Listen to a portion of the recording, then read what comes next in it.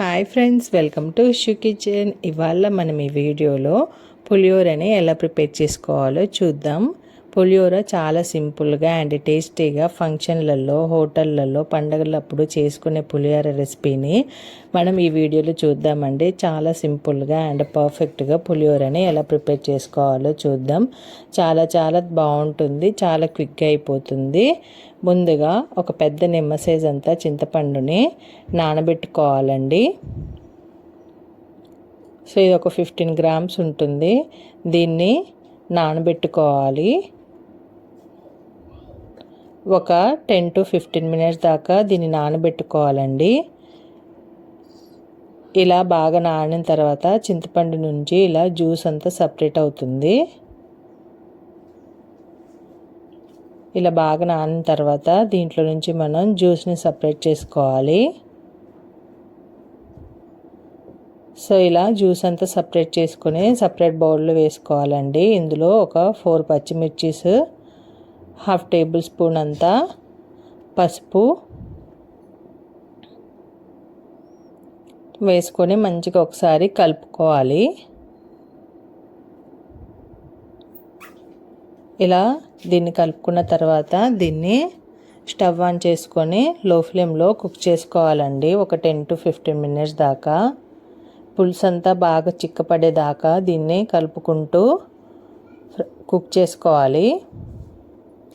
So చూస్తున్నారు కదండి, ఇది మంచిగా ఇప్పుడు కుక్ అయిపోయింది. పులుసు కూడా బాగా చిక్కపడ్డది కదా. ఇప్పుడు ఇందులోనే 1/2 టేబుల్ స్పూన్ అంతా సాల్ట్ రుచికి సరిపడా వేసుకోవాలండి. 1/2 టేబుల్ స్పూన్ జీలకర్ర పౌడరు, 1 టేబుల్ స్పూను మిరియాల పౌడరు,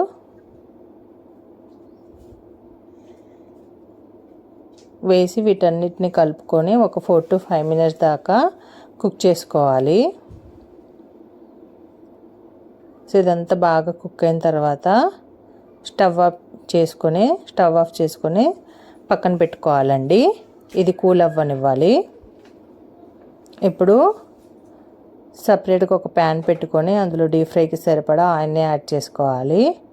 ఆయిల్ బాగా హీట్ అయిన తర్వాత ఇందులో 1 కప్పు దాకా పల్లీల్ని యాడ్ చేసుకోవాలండి. పల్లీలు పులిహోరలో ఎక్కువ ఉంటేనే టేస్ట్ ఉంటుంది. సో ఇదంతా మంచిగా కుక్ అయిన తర్వాత ఇందులో పల్లీలు బాగా కుక్ అవ్వాలండి, అయితేనే టేస్ట్ ఉంటుంది. ఇందులో 2 టేబుల్ స్పూన్ అంతా మినపగుండ్లు, 1 టేబుల్ స్పూన్ జీలకర్ర, 1 టేబుల్ స్పూన్ ఆవాలు వేసుకొని 2 to 3 మినిట్స్ దాకా ఫ్రై అవ్వనివ్వాలి.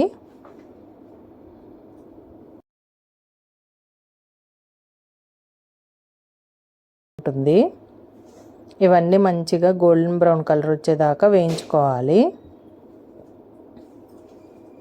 ఇప్పుడు ఇందులోనే 2 to 3 ఎండుమిరపకాయలు, కరివేపాకు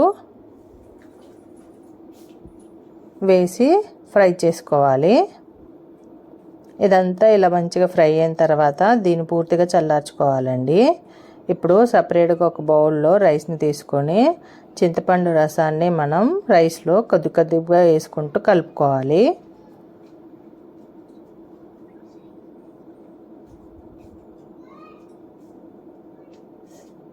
ఇలా రైస్ అంతా వేసుకొని మంచిగా కలుపుకోవాలండి.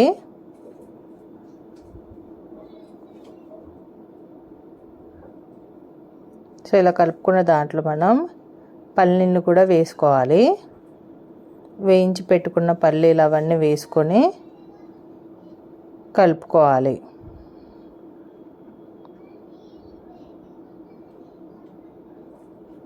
చూస్తున్నారు కదండి, టేస్టీగా సింపుల్గా పులిహోరని ఎలా ప్రిపేర్ చేసుకున్నామో.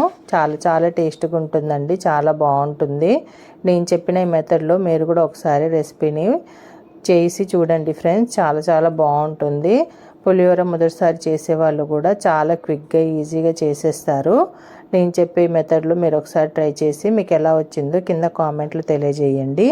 మీకు కనుక ఈ వీడియో నచ్చినట్టయితే దయచేసి నా ఛానల్ని సబ్స్క్రైబ్ చేసుకోండి ఫ్రెండ్. మరిన్ని రెసిపీస్ కోసం మీ ఫ్రెండ్స్ అండ్ ఫ్యామిలీకి కూడా షేర్ చేయండి. Thank you for watching.